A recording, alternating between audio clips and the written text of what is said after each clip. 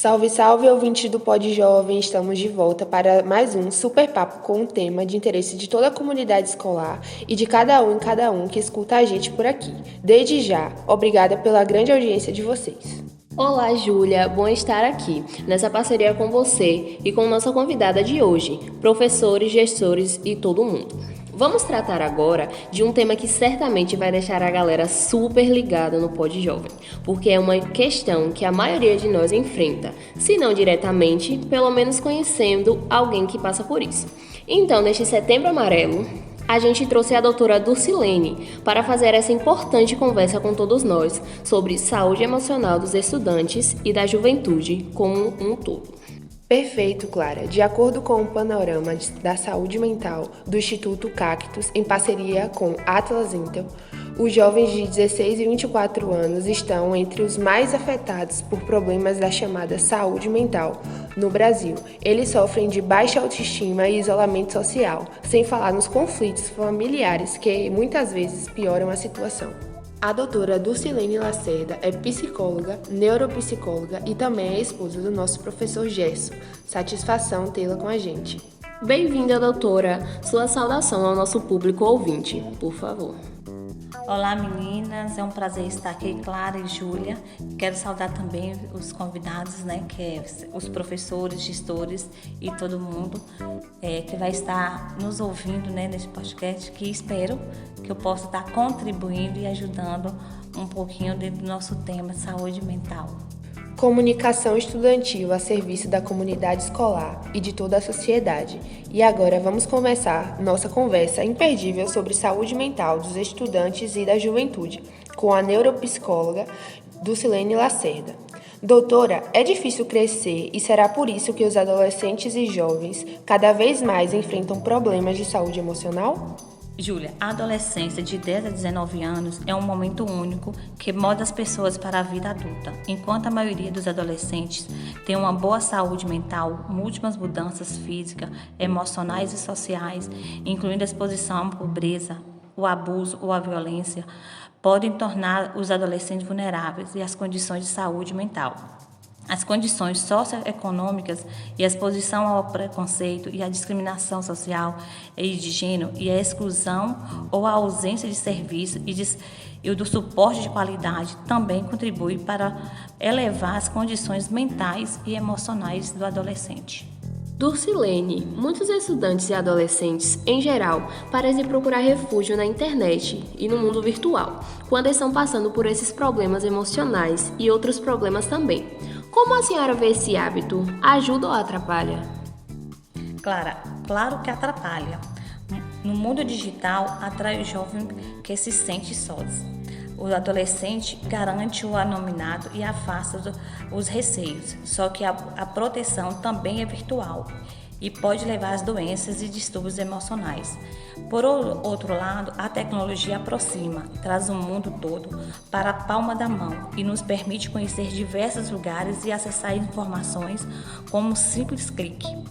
Por outro lado, pode distanciar os jovens da realidade, impedindo que vivam experiências valiosas para o seu desenvolvimento no mundo offline. Excesso às redes sociais podendo causar dependência. Entre as consequências, temos a ansiedade, a depressão e a sensação do isolamento, o comportamento agressivo e o esgotamento e a obsessão com o seu corpo. Além das alterações da qualidade do sono, verificamos que os hábitos compulsivos também têm um desempenho na parte acadêmica ou no profissional. E os prejuízos relacionados na vida interpessoais de cada adolescente. A senhora acredita que é normal o jovem ou adolescente se isolar, ficar no quarto, não querer sair de casa? O que fazer quando isso acontece? Acredito que não é normal, Júlia. Tenho sido muito questionado na psicologia sobre os motivos que os adolescentes estarem sempre fechados nos quartos, os quais os motivos fazem com que eles preferem estar sozinhos em seus quartos, seus cantos e também em outros lugares da casa. O convívio na família, o adolescente se isola, que pode ser de várias outras ordens. Pode ser pela tecnologia, seja jogando videogame, interagindo com as pessoas, navegando nas redes sociais ou consumindo conteúdo do YouTube. Também por motivo da saúde mental, algumas patologias que pode estar por trás da vontade de se isolar, como a depressão, sintomas da ansiedade, fobia, paranoia, sensação do vazio, transtorno bipolar, o bullying, a timidez. Precisamos acolher e dizer que estamos ali para ouvir, sem crítica e sem julgamento, para que ele possa abrir para aquelas pessoas que se sentem amadas. E esse isolamento pode ser um sinal de que o jovem vai ter tendência agressiva ou violenta por conta de bullying, por exemplo?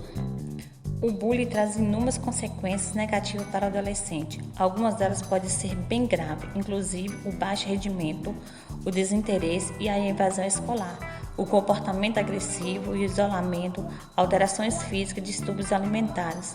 Também o problema do sono, ataque de pânico e ansiedade. Perda de motivação e o consumo de álcool, de droga, pode levar as vítimas ao suicídio. Além dos danos imediatos, o bullying causa danos ao longo prazo, também como a insegurança, a baixa autoestima, a incapacidade de se construir ou manter relacionamentos interpessoais, o isolamento, o estresse, baixo alto rendimento do profissional ou da parte acadêmica, são vários distúrbios psicológicos, entre outros problemas. São apenas alguns exemplos e como esse tipo de agressão pode prejudicar o adolescente que a vítima é ele. Inclusive, tivemos recentemente um caso, de um bullying de um adolescente na escola e chegou em casa e não conseguiu superar esse bullying e acabou cometendo suicídio. Então, precisamos olhar para esse outro adolescente, para o adolescente que sofre bullying, que está do nosso lado. E quais são mesmo os principais sinais de que a nossa saúde mental não está boa, doutora? Júlio, nós estamos agora no mês de setembro. Este mês de setembro é destinado à prevenção ao suicídio, onde olhamos melhor para a nossa saúde mental. Então, é um momento que chamamos atenção para o cuidado com a nossa saúde. Principalmente, os principais sinais são as dores de cabeça, dores pelo corpo, isolamento, falta de concentração, os distúrbios do sono, irritabilidade, depressão, a bipolaridade e a ansiedade, o cansaço físico e o mental, a perda ou o ganho de peso e alterações de humor e principalmente a diminuição do autocuidado. Eles são os índices que uma pessoa não está bem com a sua saúde mental. E sobre a baixa autoestima, de onde vem esse sentimento e como não deixar ele tomar conta da pessoa? A baixa autoestima são as nossas crenças, sentimentos, nossas opiniões, as quais você também sobre nós mesmos. Muitas pessoas têm dificuldade para construir e sustentar uma visão positiva acerca de quem somos. Elas não gostam da sua aparência, do seu jeito de ser, do seu trabalho, do lugar onde mora ou de outras coisas. Então, a baixa autoestima pode se manifestar de muitas formas e nem sempre a pessoa percebe os sinais. Por isso, no dia a dia, elas alimentam os pensamentos e as emoções negativas que se tornam possibilidade de uma autoaceitação a cada vez mais difícil. Não consegue se amar e se cuidar a si mesmo, e do mesmo modo deveria. Essa dificuldade de aceitar e de gostar de si mesmo, damos o nome dessa baixa autoestima. Mas como podemos deixar ela tomar conta de uma pessoa? A autoestima é basicamente a maneira como você enxerga e se ama do jeito que é. É a crença de você mesmo. A capacidade de reconhecer e aceitar os seus pontos fortes e seus pontos fracos. É a capacidade de sentir-se bem consigo mesmo. É capaz de cuidar de você nos dias ruins e também nos dias difíceis, trabalhando sempre o seu amor próprio. É fácil a gente notar também que vamos chamando tudo de ansiedade quando se trata dessas questões de saúde emocional. Mas parece que não é só isso.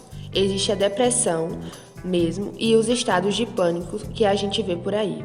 Como reconhecer cada coisa e enfrentar cada uma delas para prevenir ou recuperar a saúde mental? Júlia, o importante é conhecer cada um desses transtornos para poder ajudar as pessoas que estão mais próximas. Segundo a Associação Americana de Psiquiatria de Ansiedade, se caracteriza por uma preocupação excessiva relacionada a situações triviais do nosso dia a dia, causando este transtorno. É um estado afetivo caracterizado por um sentimento de insegurança e um desejo ardente, uma aflição e uma incerteza quanto ao amanhã. É uma sensação e, às vezes, vaga a algo desagradável que está próximo a acontecer. É viver muito mais no passado ou no futuro do que no presente, no aqui e agora. A depressão é considerada pela Organização Mundial de Saúde como um mal do século, no sentido de patológico. Há uma presença de tristeza, pessimismo, uma baixa autoestima que aparece com frequência. Então, a depressão provoca ainda a ausência de prazer em as coisas antes que gostava de fazer, uma grande oscilação de humor e pensamentos negativos que pode culminar em seus comportamentos e atos suicidas. Já o ataque de pânico é caracterizado por crise de ansiedade repentina, intensa, forte, medo, mal-estar, acompanhado por sintomas físicos, como medo ou um desconforto intenso. No mínimo, 4 desses sintomas está relacionado com sintomas físicos e também os emocionais. Então, como medo de enlouquecer ou perder o controle, a sensação da irrealidade, o estranhamento, o distanciamento do meio que vive, agitação, arrepio, náusea. Então, são muitos sintomas, dormências, embora os ataques de pânico causam sintomas que afetam o coração e outros órgãos vitais, e eles não são perigosos. Muitas pessoas têm esse sintoma de pânico e pensam que está perto de morrer.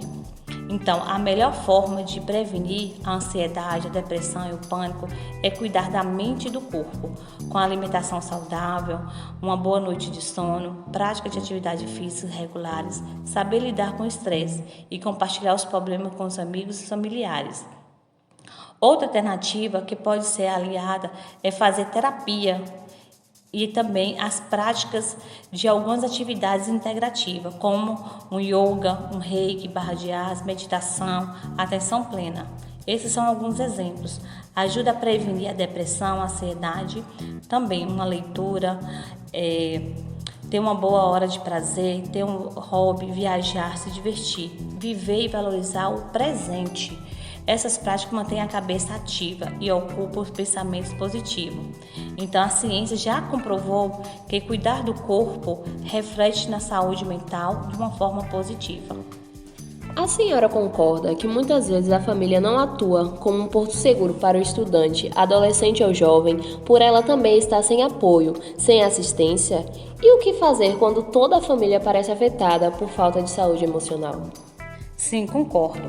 Diante do ritmo frenético do mundo que estamos vivendo, onde somos cada vez mais seres multitarefas e estamos o tempo todo na correria do dia a dia, vem se tornando mais difícil conseguir contemplar com atenção a qualidade de todos os pontos que permeia a fase do desenvolvimento cognitivo e emocional dos estudantes. A saúde emocional nada mais do que a capacidade de controlar, gerenciar as mudanças ou oscilações do comportamento que impactam os afazeres e as experiências do dia a dia de um indivíduo.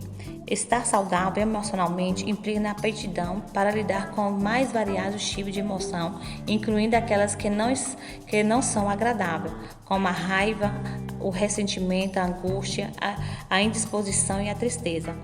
Então, mais do que saber identificar aquelas emoções negativas, uma pessoa saudável emocionalmente tem um ato melhor para buscar resoluções dos seus problemas com maior disponibilidade do equilíbrio emocional. A responsabilidade de cultivar um ambiente saudável e harmonioso é coletivo, não devendo ser delegada apenas como membro da família, por exemplo. Do mesmo modo que ocorre quando abordamos o clima emocional de um lar, pais e filhos devem colaborar para que a convivência seja sadia e prazerosa. incluindo os aspectos mentais e emocionais positivos. É importante ressaltar que visamos assegurar saúde emocional saudável da família, atitudes como cultivar relações afetivas, que hoje muitas vezes não encontramos nas famílias, e uma forma mais respeitosa, acolhedora e amorosa, como os filhos auxiliam no fortalecimento dos laços e das capacidades emocionais, quando há sempre um diálogo com a afetividade. A gente nota também, doutora, que os estudantes sofrem muita pressão da escola, dos adultos. Muitas vezes se cobra, não sabe que caminho seguir. Em que medida isso afeta o emocional e como lidar com tudo isso? O primeiro passo é a parceria entre família e escola no processo de aprendizagem, que traz vários benefícios. Quando os pais participam ativamente da vida escolar dos filhos e se engajam no cotidiano escolar, a tendência é que os alunos se dediquem e se esforçam mais, porque se sentem amados e apoiados. O segundo passo é um planejamento e uma reorganização para manter uma rotina de estudo, não deixar tudo para em cima da hora. Tem estudante que acha que só pode estudar na véspera da prova. Com isso, ele mesmo se cobra para dar conta de todo o conteúdo dado pelo professor. Muitas vezes vem a baixa autoestima, a desmotivação pelos estudos, a ansiedade, o desinteresse. E quando o estudante tem essa consciência, ele pode estabelecer um tempo para estudar em casa, rotinas diárias, incluindo tempo para comer, dormir, brincar, trabalhar, estudar e ler. Tempo para ter um lugar tranquilo para os estudos. Também os estudantes podem ter um interesse pelos hobbies, como jogos, atividade com valor educativo. Priorizar a leitura e outras atividades como ver televisão, redes sociais, videogames. O ato de aprender se torna natural, até mesmo prazeroso, e ajuda a melhorar a saúde emocional. Outra coisa é que parece ter um grande vácuo na questão da educação para a afetividade e a sexualidade.